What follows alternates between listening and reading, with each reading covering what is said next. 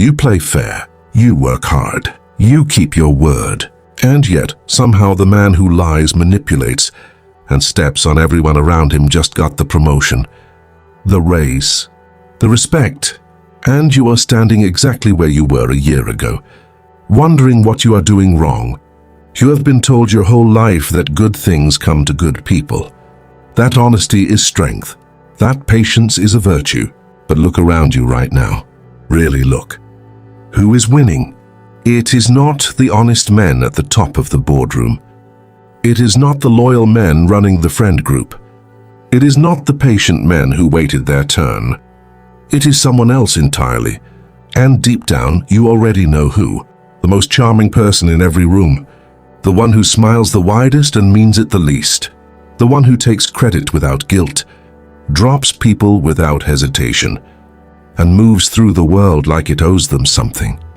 And somehow the world keeps paying. This video is not going to comfort you. It is not going to tell you that if you just keep being good, good things will find you. That story has already cost you enough. What I'm going to tell you is the truth, the one that has been kept from you. Machiavelli watched it happen 500 years ago. He wrote it down, and the men in power buried it, because if you understood it, you would stop being useful to them. What you are about to hear is not philosophy for professors. It is a field manual, a survival guide for a world that has been playing a game while you thought it was a conversation. You have been losing not because you are weak, not because you are stupid, but because you were handed a map of a game that does not exist and sent into a world playing a completely different one. Stay with me, because after this, you will never see the people around you the same way again. And that is exactly what they were afraid of. Let me say something first that you need to hear. You are not the problem. The anger you feel when someone less deserving succeeds, that anger is correct. Your instincts are not broken. They were deliberately misdirected. From the moment you were old enough to absorb a lesson, the world began conditioning you. Be nice, share, wait your turn. Tell the truth even when it hurts. Don't brag. Don't push. Don't take up too much space. And while you were busy following those rules, someone else was not. Someone was reading the situation, not the rule book. Someone was learning how people actually operate, not how they are supposed to. And that gap between the rulebook world and the real world is exactly where the worst people built their advantage. The system does not reward the most ethical. It rewards the most strategic. And strategy, real strategy, has nothing to do with fairness. It has everything to do with understanding how human beings actually behave when they want something. Think about the most charming person you know, the one who walks into a room and instantly commands it. Now ask yourself, are they the most honest person you know, the most loyal, or are they something else entirely? Charm is not affection. Generosity is often investment. Vulnerability offered too quickly is almost always a weapon. These are not cynical ideas. These are observations that Machiavelli and every experienced operator in human history have confirmed. You have been surrounded by people who use your openness as currency. Your reliability makes you predictable. Your honesty makes you readable. Your patience makes you a resource, not a threat. A resource. And the worst part, they do not hate you for it. They barely think about you at all. You are a piece of the environment to them, a stable fixture, and stable fixtures do not get promoted. They do not get respected. They get maintained. This is not a personal failing. This is a structural exploit, and the people running it on you are not geniuses. They are simply operating without the limiters you were given. This knowledge is for protection, not destruction. Remember that when what follows starts to feel uncomfortably familiar, because it will feel familiar, because it has already been used on you. The man who taught the world to see clearly, thirsty who stripped away every comfortable lie about power and human nature, was a man who had already lost everything. His name was Niccolò Machiavelli, and they have been afraid of his ideas ever since. Florence 2030, Machiavelli, has just been thrown in prison, tortured, released, exiled to his farm outside the city. The man who spent decades advising the most powerful figures in Italy is now forbidden from the very halls of power he helped design. And what does he do? He writes. He writes the most dangerous book in the history of political thought. A book so honest about how power works that the church banned it, that rulers suppressed it, that the comfortable called it evil. The Prince, written as a manual for rulers, read by every ruler since, and hidden from everyone they ruled. Napoleon studied it. Catherine the Great annotated it. And they all agreed this book was not for the public. Why? Because Machiavelli did not write about how the world should work. He wrote about how it does work.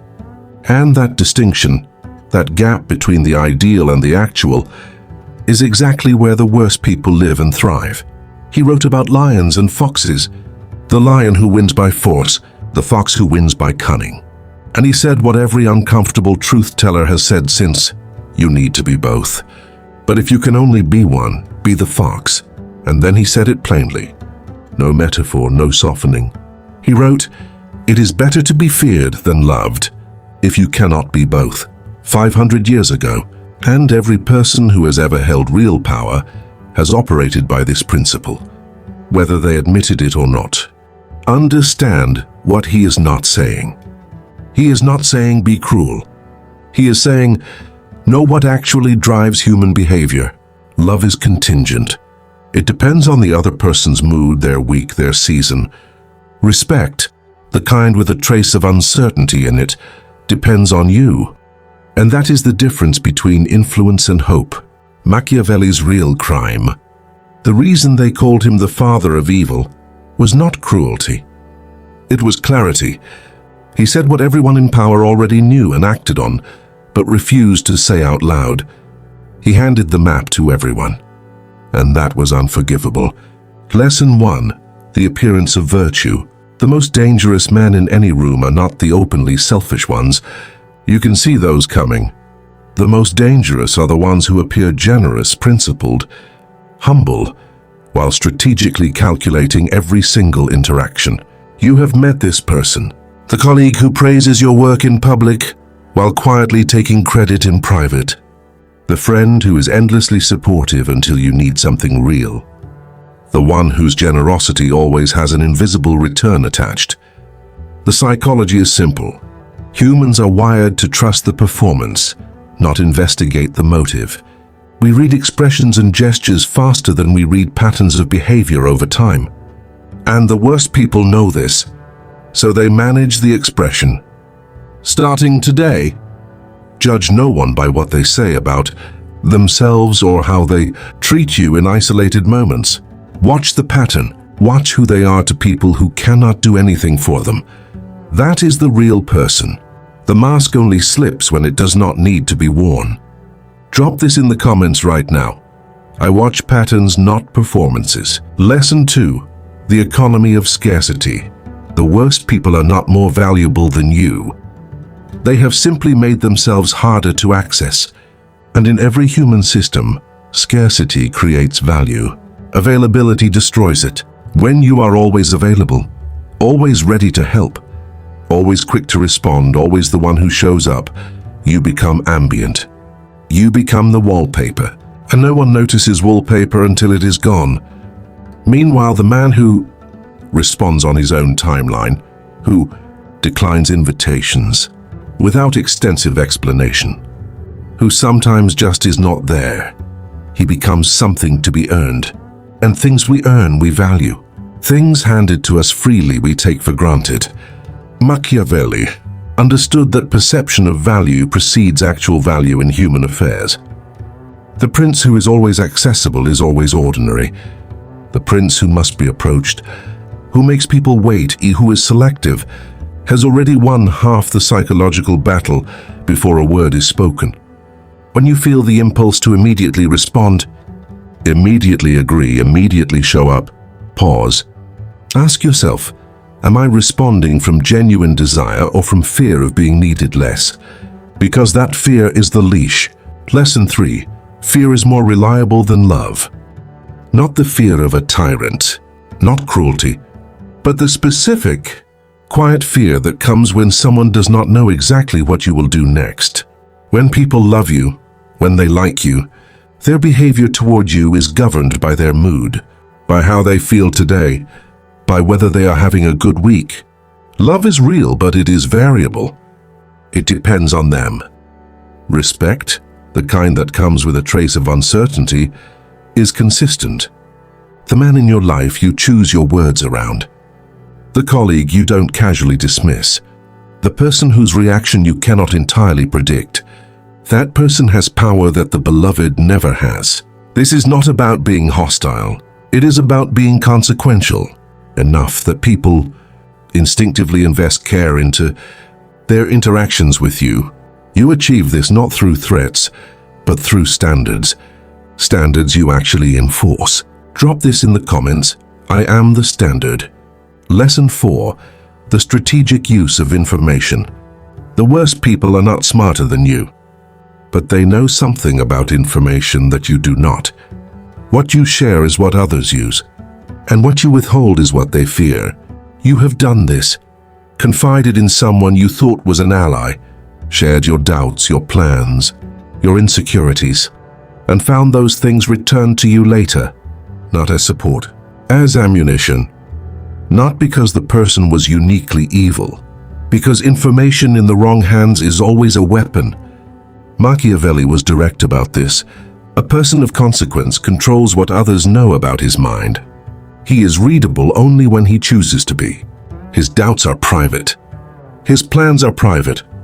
His vulnerabilities belong to no one but himself. This is not about deception. It is about discretion. You are not required to explain your decisions to people who did not earn access to your reasoning. You are not required to make yourself readable to protect someone else's comfort. When someone asks you about your plans, your goals, your next move, practice giving less than you have, not lying, giving a real but partial answer. Sit with the discomfort of not being fully known. That discomfort is the feeling of growing power. Lesson 5. Neutralize the threat of guilt. Guilt is the primary weapon the worst people use against the best people. Not anger, not threats, guilt, because you were conditioned to respond to it, and they were not. Think about the last time someone made you feel guilty for saying no, for prioritizing yourself, for setting a boundary. Feel that sensation. Now ask yourself, who benefited from that guilt? Not you, never you. The guilt served only the person who needed you to override your own judgment. The worst people feel no guilt about using others because they were never conditioned to. And they exploit your guilt reflexively, not always consciously. The guilt trip is often automatic, a social technology running without the user even knowing it. Machiavelli's prince has separated guilt, appropriate guilt, which follows genuine harm, from social guilt, which is simply pressure dressed as conscience. He feels one. He is immune to the other. When you feel guilt rising, and before you act on it, ask one question. Did I actually harm someone? Or did I simply fail to prioritize them? Those are not the same thing. One requires action. The other requires nothing but your ability to hold the discomfort. Drop this in the comments. My guilt is not a GPS. Lesson 6. The lion and the fox. The lion wins through power, presence, force. When a lion enters, others yield, and not from calculation but from instinct. Most men raised with honor operate as lions. They respect the stated rules. They fight in the open. And in a world of lions, that works. But we do not live in a world of lions. We live in a world of foxes wearing lion costumes. And the fox wins against the lion every single time. Not through strength, but through misdirection. The fox avoids traps. The fox does not confront directly when indirect is available. The fox reads the forest before it moves through it. The fox builds alliances not from loyalty but from utility, and ends them without sentimentality when they expire. The worst people in your life, they are foxes. They do not fight your ideas directly. They reframe your ideas and take ownership. They do not reject your effort. They redirect your effort to serve their agenda. They do not oppose you openly. They position others to do it. So what do? You do not stop being a lion. But you must also learn the fox's eyes. Learn to see the maze before you step into it. Learn to recognize the costume. Before you commit to any significant alliance project or collaboration, ask the fox's question. Who benefits most if this succeeds? And is it me? If the answer is consistently not you, you are not a partner. You are the resource. Drop this in the comments. I see the maze before I move. Lesson 7. The architecture of perception. What people believe about you is more operationally real than what you actually are, and the worst people build their perception deliberately, while you leave yours to chance. Machiavelli wrote that it is not necessary for a prince to have all the good qualities. It is only necessary that he appear to have them. This is the most uncomfortable sentence in The Prince, because it feels wrong, and it is also completely accurate. Think about the people who rose past you. Were they the best at the work? Often no. But were they the best at being seen doing the work? At making the right people aware of their effort? At attaching themselves to success and distancing from failure?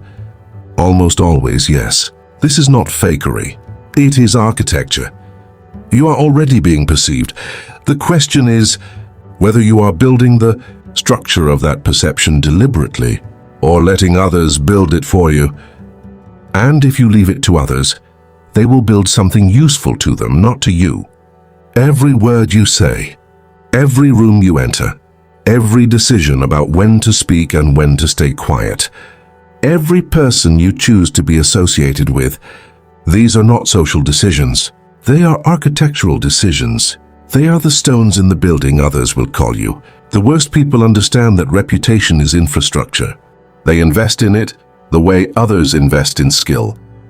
Because in every human environment, reputation moves faster than reality and hits harder than truth. Drop this in the comments. I am the architect of how I am seen. Audit your perception right now.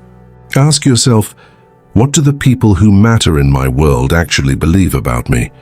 If you do not know, find out. Because operating without knowing your perceived position is like navigating a war without knowing which side of the line you are on. Everything you have heard in this video points to one truth. The worst people do not win because the universe is broken. They win because they understand one thing you were never taught, that the world responds to positioning, not just effort, to perception, not just character, to strategy, not just virtue. And now you know what they know. The question is what you do with it. The old you is dead. The one who waited to be noticed. The one who over-explained his choices. The one who stayed available hoping availability would be rewarded. That version of you, done. You are a weapon, pointed at your own future. Not at anyone else. Not to destroy them, to build. To move with the precision and patience of the fox and the unmistakable presence of the lion. To be the one in every room whose perception is architect-built and whose position is not left to chance. You belong to no one. Not to the systems that conditioned you. Not to the people who relied on your guilt to keep you useful. Not to the comfortable version of yourself that called passivity patience. You belong to no one. This is the beginning of the version of you that plays the real game. With Machiavelli's eyes, with your own ethics, and with the absolute refusal to be someone else's resource ever again. If this reached something in you, do not subscribe because I told you to. Subscribe because you decided this channel belongs in your life. That is the difference. Decisions made from your own authority carry weight. Ones made from persuasion fade. Share this with one person who is still waiting for the world to be fair, because fair is not coming. But clarity is here right now. And leave your comment drop below, the one this video earned. Here is the question I want to leave you with, and I want you to sit with it for days. What would the version of you who understood all of this 5 years ago look like today? And what are you going to do about that gap starting right now?